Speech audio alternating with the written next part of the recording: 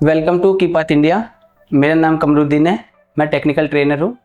और आज हम इन्वर्टर पीसीबी के कोल्ड टेस्ट के बारे में देखेंगे, जहाँ पे पार्ट्स को कैसे हम चेक करते हैं और प्लस में हम उसकी जो वोल्टेज होती है, ऑपरेटिंग वोल्टेज, वो कितनी कितनी आती है, हम वो देखेंगे।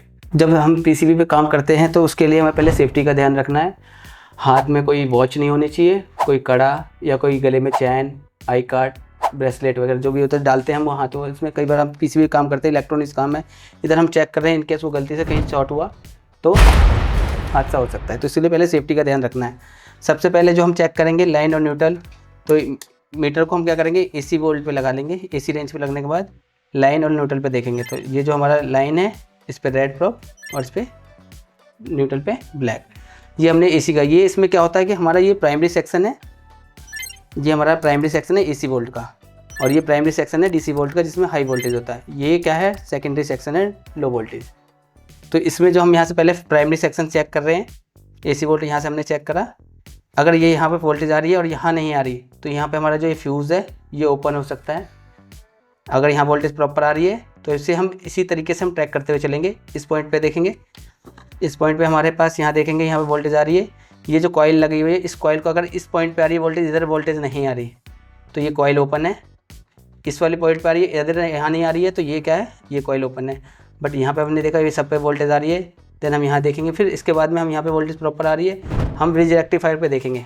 ये जो ब्रिज रेक्टिफायर पे जो है ना, ये देखो एसी वोल्ट का सिंबल बना हुआ है। यहाँ हम देखेंगे, यहाँ पे एसी वोल्ट आनी चाहिए, जो हमने यहाँ पे इनपुट दिया था वो प्रॉपर आना चाहिए। 245 इस पर प्रॉपर आ रही है। अब यहाँ से जो होगा, हम यहाँ से डीसी वोल्ट चेक करेंगे। डीसी वोल्ट के लिए हम पहले मीटर को रेंज पे करेंगे डीसी पे। देन हम यहाँ पे देखेंगे, यहाँ पे प्लस का निशान है और एक यहाँ पे माइनस का है, तो हम इस पे देखेंगे। तो मैं ये जानना चाहता था कि मेरे को कैसे पता चलेगा कि डीसी का पॉइंट कौन सा है, एसी का पॉइंट कौन सा है, और ये मुझे कैसे पता चलेगा कि पीसीबी ब्रिज रेक्टिफायर कहाँ पर है, कैसे पहचानूंगा? पहले आप देखो मीटर को, पहले आपको मीटर के लिए समझना पड़ेगा। जो एसी रेंज का है उसमें इसके अल्टरनेटिव करेगा एक सिंबल होता है। डीसी का एकदम एक सीधी लाइन होती है, उसमें नीचे डॉट डॉट बना होता है, ये डीसी का सिंबल होता है। तो हम इसको डीसी रेंज पे रखेंगे। और आपने दूसरा क्वेश्चन करा मुझसे कि ब्रिज रेक्टिफायर का कैसे पता लगेगा। तो ब्रिज रेक्टिफायर के लिए आप जब देखेंगे, यहाँ से जो हमने जो सप्लाई दी है वो जाने के बाद में, यहाँ से एसी के बाद में, इसके बाद यहाँ पे एक प्लस पॉइंट है, यहाँ पे माइनस बना हुआ है। तो ये जो बीच पे जो है एसी का बना है, ये रेक्टिफायर का ही सिंबल है। यहाँ से यहाँ तक देखोगे एक रेक्टिफायर बना हुआ है, तो ये रेक्टिफायर है। यहाँ पे जो आएगा हमारा एसी वोल्ट आएगा, इसके बाद में जो आउट होगा वो डीसी वोल्टेज होगा। ठीक है, डीसी वोल्टेज कितना आना चाहिए? इसका 1.5 गुना ज़्यादा हो जाएगा, जो हमारे वोल्टेज होगी उससे 1.5 गुना प्लस हो जाएगा। अभी हम देखते हैं यहाँ पे, जैसे हमने वोल्टेज हमने देखा डीसी रेंज पे,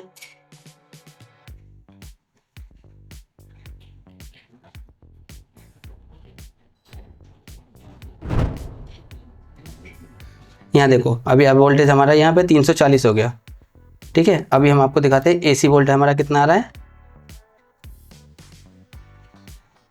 245।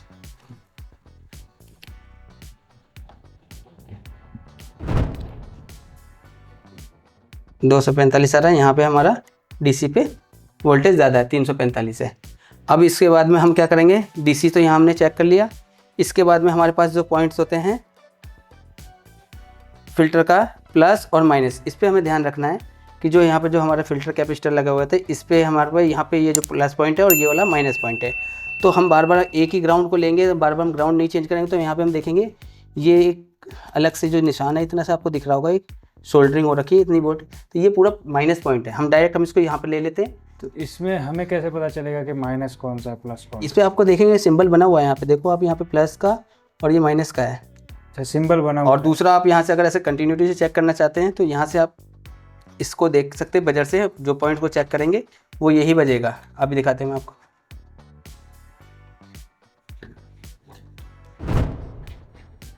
ये बजर है। अब प्लस का है, अभी मैंने प्लस देखा,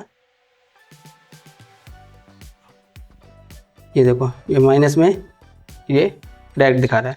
तो इसी तरीके के किलोमीटर से भी हम चेक कर सकते हैं।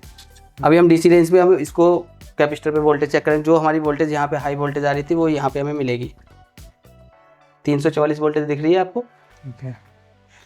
इसके बाद में हम क्या करेंगे, इस ग्राउंड को लेके हम आईपीएम की वोल्टेज चेक करेंगे। आईपीएम पे ऑपरेटिंग वोल्टेज आती है 15 वोल्टेज, तो हम उसको, ये वाला पॉइंट है हमारा, ये आईपीएम आईसी है, यहाँ हम देखेंगे 15 वोल्टेज आ रही है, 15 वोल्टेज आ रही है।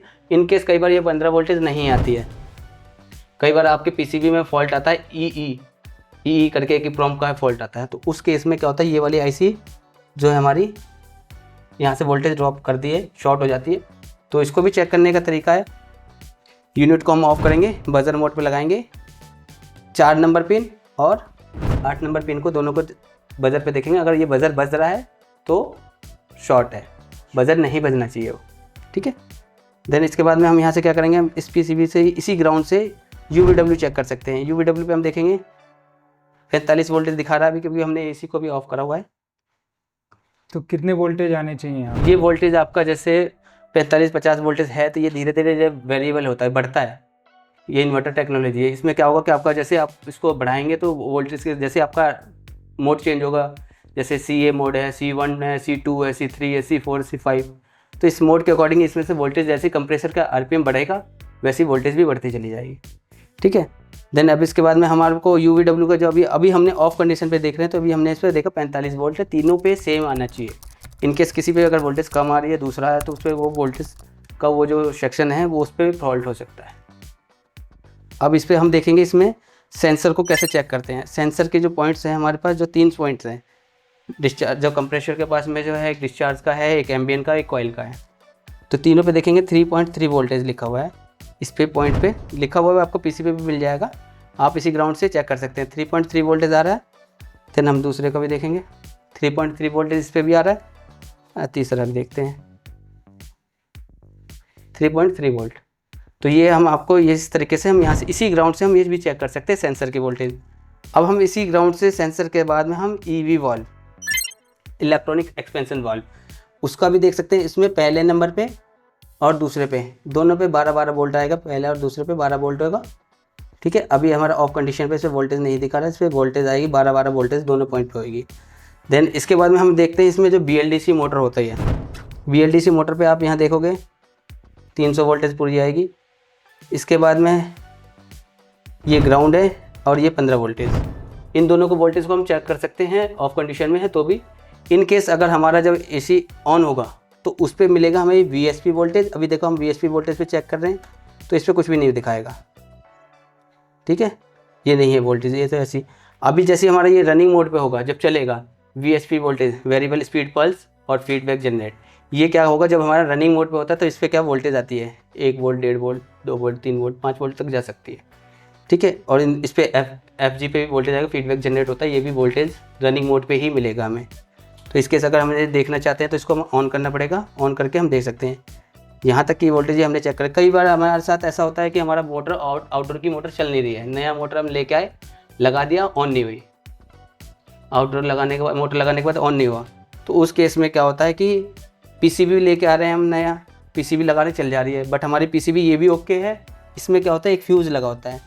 तो जैसे ये देख रहे हैं यहाँ पे जैसे AC वोल्ट का फ्यूज़ है, यहाँ पे DC का, इस पर यहाँ पे भी फ्यूज़ है, इस तरीके का ये फ्यूज़ बना होगा। देखो ये जैसे AC वोल्टेज पे है ना, PG मोटर के लिए इसमें फ्यूज़ दिया हुआ है, तो इस तरीके का फ्यूज़ आता है। इस वाले PCB पे यहाँ पे फ्यूज़ नहीं है, बट इसमें BLDC अब जो आ रही है, मॉडल आ रहे हैं, उसमें यहाँ पे एक फ्यूज़ बना हुआ है जिस तरीके का ये है, 15 एम्पियर का फ्यूज़ है।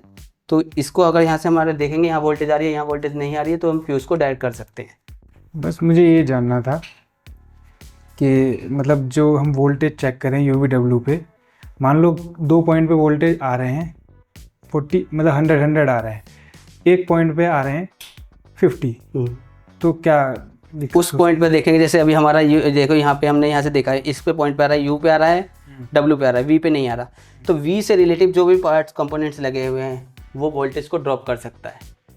उस कंडीशन में क्या चीज़ ख़राब हो सकती है? उस कंडीशन में कुछ भी चेक करना पड़ेगा पहले। हमारे जैसे ऐसे नहीं है कि हमने बोल दिया कि मॉस्फेट ही ख़राब है, रेजिस्टेंस हो सकती है, डायोड हो सकते हैं, जिनर हो सकता है, कैपेसिटर हो सकता है, ठीक है। इनमें से कोई सा भी एक कंपोनेंट्स कोई भी शॉर्ट हो गया तो वो क्या करेगा, जो वोल्टेज उस तरफ पहुंचनी चाहिए वो उसको ड्रॉप कर देगा।